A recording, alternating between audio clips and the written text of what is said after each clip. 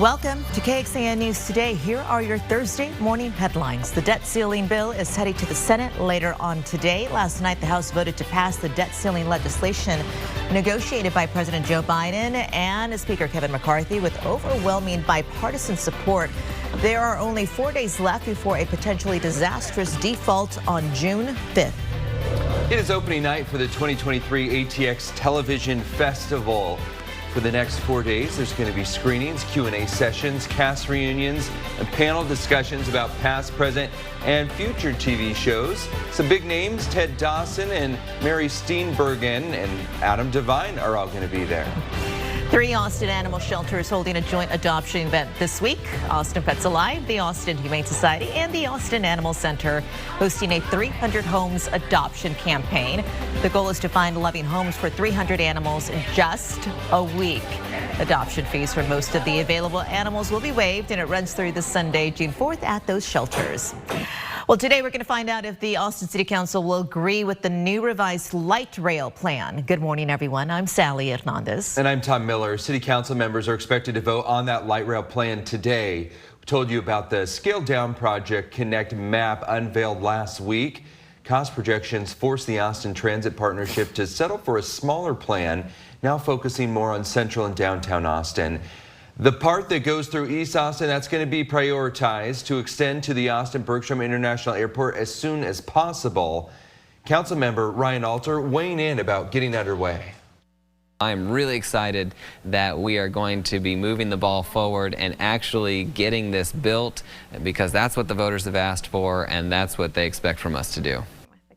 We have more on this plan and how you can explore it yourself over on our website. That's KXAN.com. City Council is also going to be talking about affordable housing. It's looking at changing the land development code to make occupancy limits less strict. This is going to be for places like apartments and condos. City staff currently working through at least 30 code amendment changes. Council is going to come back later this month and give a list of priorities to staff. First warning weather with meteorologist Kristen Curry. Well, good Thursday morning. We begin with a live look outside. This is the view down in southeast Austin, courtesy of the Whittlesey Landscape Supplies weather camera there. Watching for some low clouds, maybe even some patchy fog at times. Could we see a couple sprinkles out of those low clouds? Yes, but it's going to be hard for radar to see it. Couple raindrops, that's it. I am not expecting anything substantial when it comes to rain chances this morning. It's a less than 10% chance, which is why you're not going to see it in the day planner. But the temperatures are nice and mild, upper 60s to low 70s. Currently sitting at 72 in Austin. Same thing in Burnet, 68 Lano, 69 in Fredericksburg. And technically speaking, these temperatures just a little bit warmer than where we were yesterday, about 1 degree to 3 degrees warmer. We are on our way back to the 90s today. Forecast high 91, mostly to partly sunny, south-southeast winds 5 to 15. Air quality is moderate today for ozone, but we do not have any alerts in effect. I'll tell you, when it comes to the rain chances, they're looking a little better as we get into the back half of the weekend and early next week. Nudged them up just a little bit more since the last time I saw you. So we'll talk a little bit more about when those rain chances start and end and how much rain we could see coming up in your first morning forecast. Thank you, Kristen. This morning, law enforcement agencies across Texas are looking at their outstanding cold cases, checking to see if there might be a connection to a convicted murderer, Raul Meza. However, some Austin investigators now calling him a serial killer. KXAN's Brianna Hollis spoke to a former homicide detective about what investigators are going to face as they try to connect him to other unsolved crimes.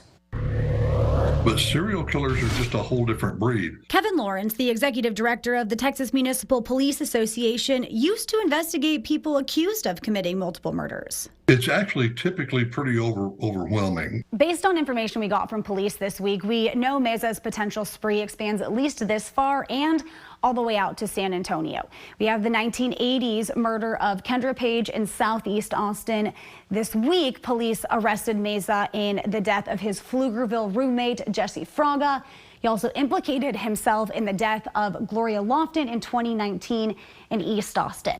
And according to other court documents, he also admitted to killing 2 people in San Antonio. Multiple crime scenes, multiple sets of witnesses, and you have to coordinate all that. But typically it is when you are working on a murder case, and then all of a sudden you start getting information about another incident, another case, or another agency will call you out of the blue and say, hey, by the way, we got a similar case over here. We'd like to compare notes. Lawrence also says people who repeatedly get away with killing others typically have a similar personality trait. They're very charismatic, very smooth talking. They're very comfortable in their own skin, and therefore they're able to hide in plain sight. Brianna Hollis, KXAN News. The Lone Star Fugitive Task Force tells us that Meza would travel along I-35, staying at hotels along there. They caught him on North Lamar Boulevard, saying he was carrying a bag with zip ties, duct tape, a flashlight, and a gun with additional rounds. So we're digging through our archives to hear directly from Meza in the past, and it was in 1993, when he was released first from prison for killing 8-year-old Kendra Page. He tried to convince the public at the time that he had changed. Listen to what he had to say. There is nothing that I can do to change the past. I can only tell you that in my heart, I know that I will not willfully bring harm to anyone. Again, that was back in 1993. Austin protesters in Austin faced his return with angry yelling outside of his mother's home. He had been rejected from 5 different Texas cities after people learned what he had done. Meza violated parole in 1994, about a year and a half after his release for that little girl's murder. At the time, investigators told KXAN that Meza had electronic monitors. He was supposed to be under lockdown overnight. But during a check, a parole official found Meza missing for 3.5 hours. Those were all unaccounted for.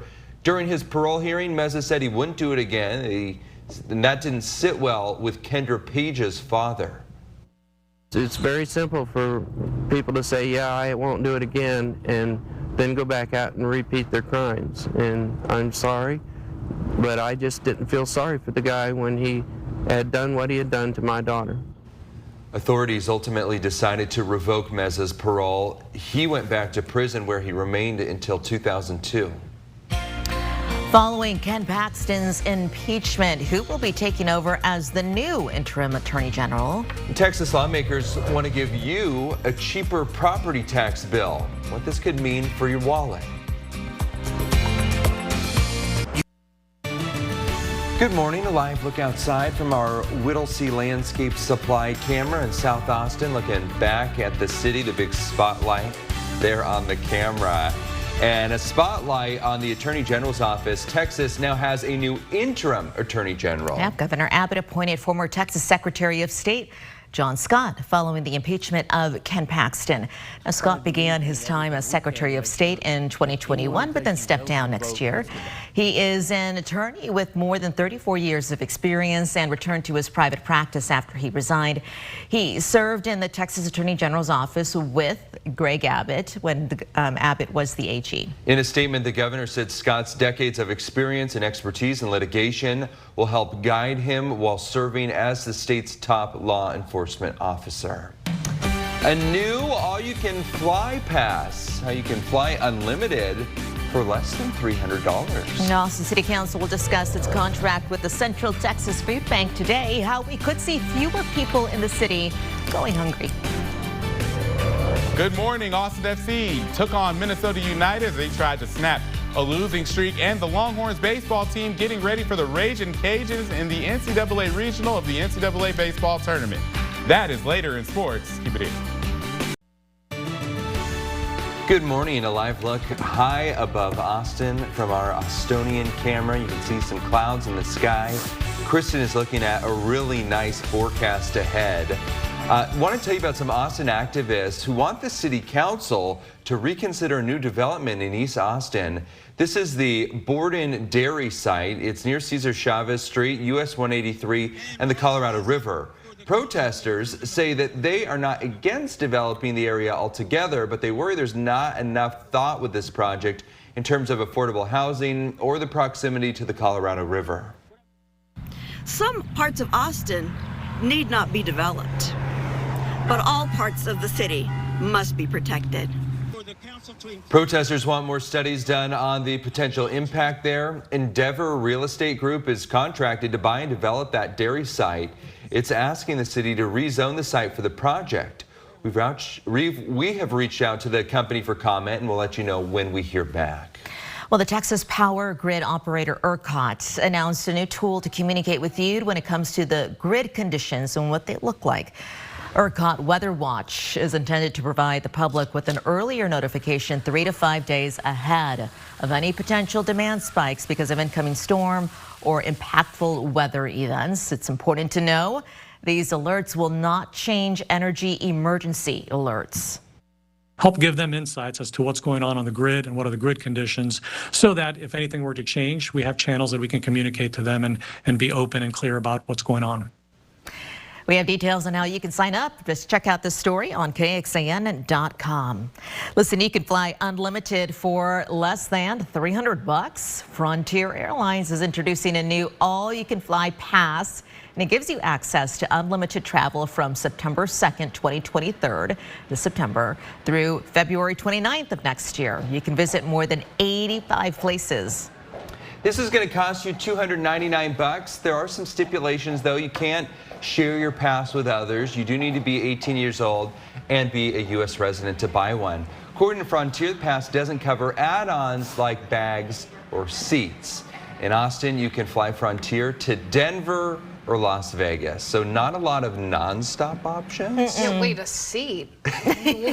well, it just gets you to the tarmac. It just gets you in the door? I don't think you can select your seat, is what I believe that means. I know, it's a little strange. On my way to Nashville. It's like a bus. You have to hold the top. I mean, Frontier's probably not too far from that, but hey, let me show you what's going on with your forecast today. Clouds and radar showing some scattered showers up towards the north, but nothing here at home. Could we squeeze out a few sprinkles this morning? Yeah, it's possible, but nothing that I'm concerned about, nothing that I think is going to amount to anything. Currently sitting at 72 degrees downtown. We've got humidity at 91%. It's going to be another hot and humid afternoon, so just prepare yourself for it. Visibility, not something I'm seeing as a problem yet, but there is going to be that potential for some low clouds to hug the ground a little bit as we get a little closer to sunrise. So it's something that I will watch for you and let you know of any changes. Today, right back into the 90s we go. 91 the forecast high, south-southeast winds 5 to 15. Underneath that, most of the partly sunny sky.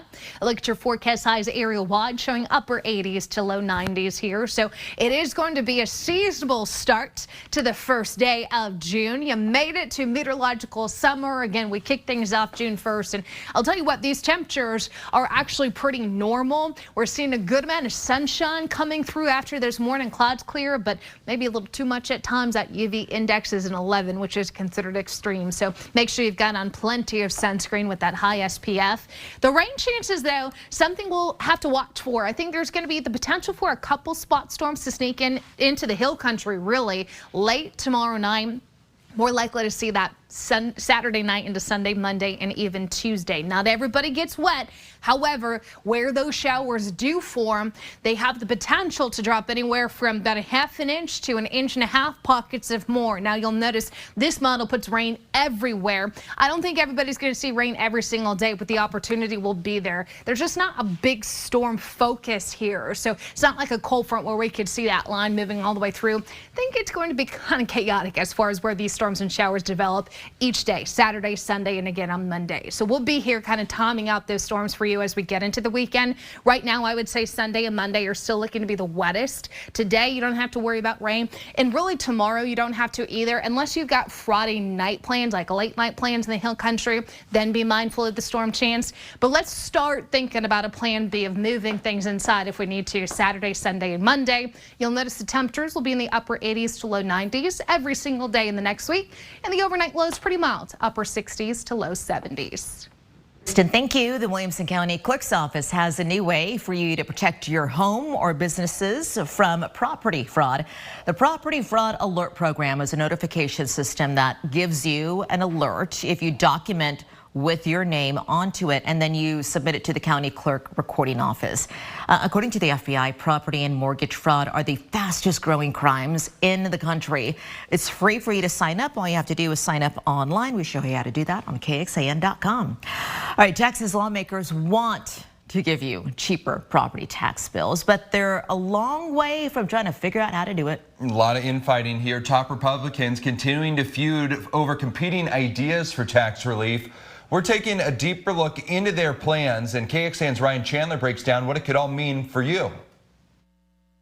Rising property tax alone have become almost so unsustainable that alone is closing their doors. Businesses, homeowners, and Texas's top leaders all agree. We want to save the taxpayers money. Cutting property taxes is priority number one. But after 5 months of discord and a short-lived special session, no deal. The governor can put things on the call, but he can't prescribe the form of the solution. Governor Abbott, Lieutenant Governor Patrick, and Speaker Phelan all brought their own ideas for how to lower taxes. On Tuesday, the House swiftly passed a plan endorsed by Governor Abbott. It's called tax rate compression. Essentially, it dedicates $17.6 billion to buy down school district tax rates, basically footing the bill for you. This is a plan that we feel like is equitable. It doesn't pick winners or losers. Our small business owners will get tax relief.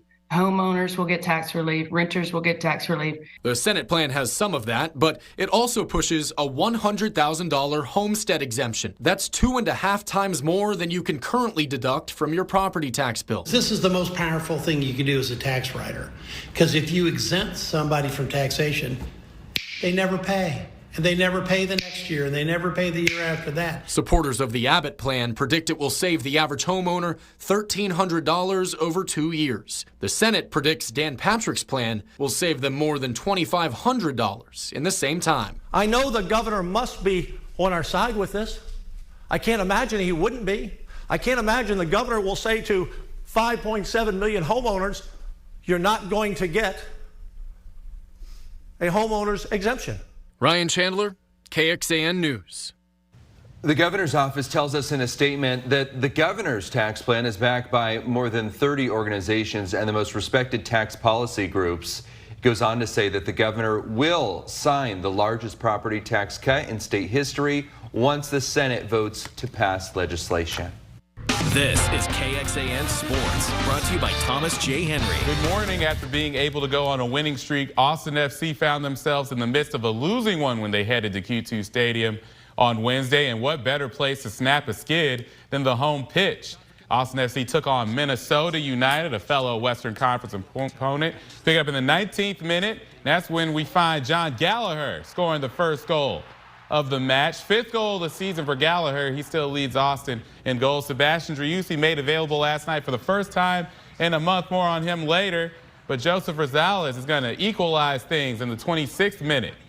Here, go ahead, wait late to the second half. Sebastian Driussi in the 82nd minute coming up big time, putting that one through to give Austin FC the lead.